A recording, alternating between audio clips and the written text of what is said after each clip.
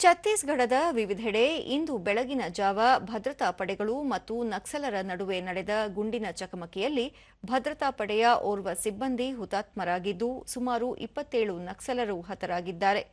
ಬಿಜಾಪುರ, ದಾಂತೇವಾಡ ಮತ್ತು ನಾರಾಯಣಪುರ ಜಿಲ್ಲೆಗಳ ಹಲವೆಡೆ ನಕ್ಸಲರ ಶೋಧ ಕಾರ್ಯಾಚರಣೆ ವೇಳೆ ಗುಂಡಿನ ಚಕಮಕಿ ನಡೆದಿದೆ.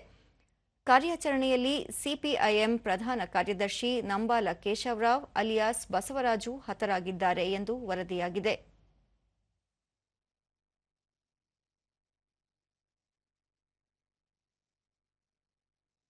ಪ್ರಧಾನಿ ನರೇಂದ್ರ ಮೋದಿ ನಕ್ಸಲ್ ವಿರುದ್ಧದ ಕಾರ್ಯಾಚರಣೆಯನ್ನು ಶ್ಲಾಘಿಸಿದ್ದು, ದೇಶದಲ್ಲಿ ಮಾವೋವಾದ ಸಮಸ್ಯೆ ನಿರ್ಮೂಲನೆ ಮಾಡಲು ಸರ್ಕಾರ ಬದ್ಧವಾಗಿದೆ ಎಂದು ಸಾಮಾಜಿಕ ಮಾಧ್ಯಮ ಖಾತೆಯಲ್ಲಿ ಹೇಳಿದ್ದಾರೆ. ನಕ್ಸಲ್ ಸಮಸ್ಯೆ ನಿರ್ಮೂಲನೆ ಮಾಡುವ ಮೂಲಕ ನಾಗರಿಕರಿಗೆ ಶಾಂತಿಯುತ ಮತ್ತು ಅಭಿವೃದ್ಧಿಯ ಜೀವನ ಖಾತರಿಪಡಿಸುವುದು ಸರ್ಕಾರದ ಗುರಿ ಎಂದಿದ್ದಾರೆ.